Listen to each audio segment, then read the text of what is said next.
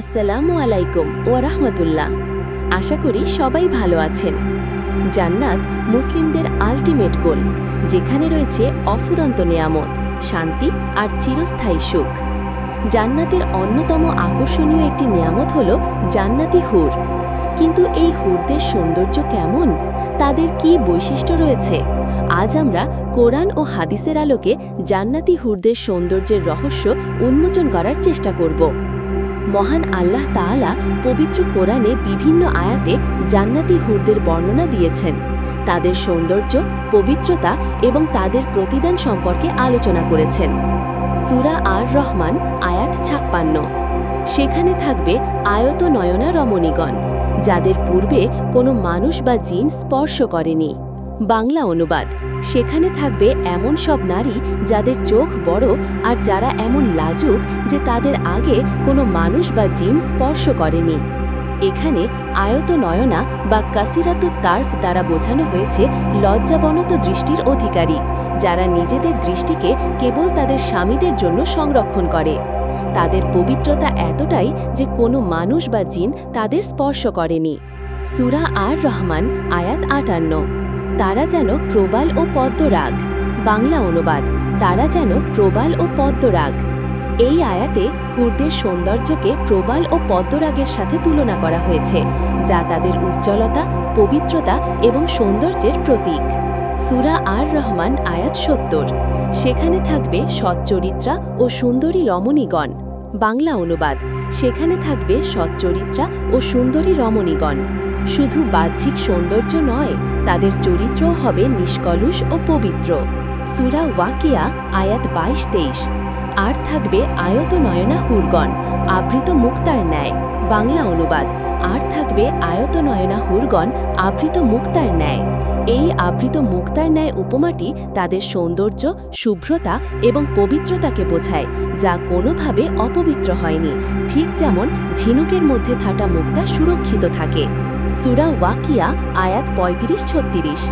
আমি তাদেরকে বিশেষ রূপে সৃষ্টি করেছি, অতঃপর তাদেরকে বানিয়েছি কুমারী, সোহাগিনী ও সমবয়স্কা। আমি তাদেরকে এক বিশেষ রূপে সৃষ্টি করেছি, অতঃপর তাদেরকে বানিয়েছি কুমারী, সোহাগিনী ও সমবয়স্কা। এই আয়াতগুলোতে বলা হয়েছে যে আল্লাহ তাদের নতুন করে কুমারী হিসেবে সৃষ্টি করবেন এবং তারা তাদের স্বামীদের প্রতি প্রেমময়ী ও সমবয়সী হবে। এটি তাদের যৌবন ও ভালোবাসার চিরস্থায়ী রূপের ইঙ্গিত দেয়। দ্বিতীয় অংশ, হাদিসের আলোকে হুরদের বিবরণ। কোরআনের পাশাপাশি অসংখ্য হাদিসে জান্নাতি হুরদের বিশদ বর্ণনা পাওয়া যায়, যা তাদের সৌন্দর্য এবং বৈশিষ্ট্যের প্রতি আরও আলোকপাত করে।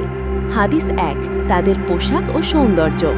রাসূলুল্লাহ সাল্লাল্লাহু আলাইহি ওয়াসাল্লাম বলেছেন, জান্নাতীদের স্ত্রী হুরদের প্রত্যেকে ৭০ জোড়া পোশাক পরিধান করবে, তবুও তাদের গোছা ও পায়ের নলার মগজ কাপড়ের বাইরে থেকে দেখা যাবে, যেমন সাদা কাচের মধ্যে লাল শরাব দেখা যায়। তিরমিজি, জান্নাতের বর্ণনা, হাদিস নম্বর ২৫৫৭। এই হাদিসটি তাদের অপূর্ব স্বচ্ছ সৌন্দর্য এবং পোশাকের সূক্ষ্মতার বর্ণনা দেয়, যা পৃথিবীর কোনো কিছুর সাথেই তুলনা নেই। হাদিস ২, তাদের ঘ্রাণ। নবী সাল্লাল্লাহু আলাইহি ওয়াসাল্লাম বলেছেন, জান্নাতের কোনো হুর যদি পৃথিবীতে উঁকি দেয়, তাহলে পূর্ব ও পশ্চিমের মধ্যবর্তী স্থান সুগন্ধে ভরে যাবে। বুখারী, মুসলিম। এটি তাদের দেহ থেকে নির্গত সুগন্ধের তীব্রতা ও ব্যাপ্তি সম্পর্কে ধারণা দেয়, যা পৃথিবীর সকল সুগন্ধিকে ছাড়িয়ে যাবে। হাদিস ৩, তাদের প্রেমময়ী স্বভাব। নবী সাল্লাল্লাহু আলাইহি ওয়াসাল্লাম বলেছেন, যখন কোনো পুরুষ তার স্ত্রীর কাছে যায়, তখন সেই হুর বলে, আল্লাহর কসম, জান্নাতে তোমার চেয়ে সুন্দর কিছু আমি দেখিনি। আমি তোমার জন্য এবং তুমি আমার জন্য। তিরমিজি। এই হাদিসটি হুরদের তাদের স্বামীদের প্রতি গভীর ভালোবাসা, আকর্ষণ এবং নিষ্ঠার প্রকাশ ঘটায়। হাদিস ৪, তাদের সংখ্যা ও মর্যাদা। আবু সাঈদ খুদরি রাদিয়াল্লাহু থেকে বর্ণিত, রাসূলুল্লাহ সাল্লাল্লাহু আলাইহি ওয়াসাল্লাম বলেছেন, জান্নাতে সর্বনিম্ন মর্যাদার অধিকারী ব্যক্তিকেও তার জন্য ৮০,০০০ খাদেম এবং ৭২ জন হুর দেওয়া হবে। তিরমিজি, ইবনে মাঝা। এই হাদিসটি জান্নাতীদের জন্য হুরদের সংখ্যার একটি ধারণা দেয়, যদিও এটি সর্বনিম্ন মর্যাদার জান্নাতীর জন্য। সর্বোচ্চ মর্যাদার অধিকারী ব্যক্তির জন্য এর সংখ্যা আরও বেশি হতে পারে। তৃতীয় অংশ, জান্নাতি হুর ও দুনিয়ার নেককার নারী। অনেকের মনে প্রশ্ন জাগে যে জান্নাতি হুরদের সাথে দুনিয়ার নেককার নারীদের তুলনা কেমন হবে। হাদিস অনুযায়ী দুনিয়ার নেককার নারী যারা জান্নাতে প্রবেশ করবেন তারা হুরদের চেয়েও অধিক সুন্দরী ও মর্যাদাবান হবেন। উম্মে সালামা রাদিয়াল্লাহু তাকে বর্ণিত, তিনি একবার রাসূলুল্লাহ সাল্লাল্লাহু আলাইহি ওয়াসাল্লামকে জিজ্ঞাসা করলেন, হে আল্লাহর রাসূল, দুনিয়ার নারীগণ উত্তম নাকি হুরগণ? তিনি বললেন, দুনিয়ার নারীগণ হুরদের চেয়ে উত্তম, যেমন বাহ্যিকভাবে পোশাক তার ভেতরের জিনিসের চেয়ে উত্তম।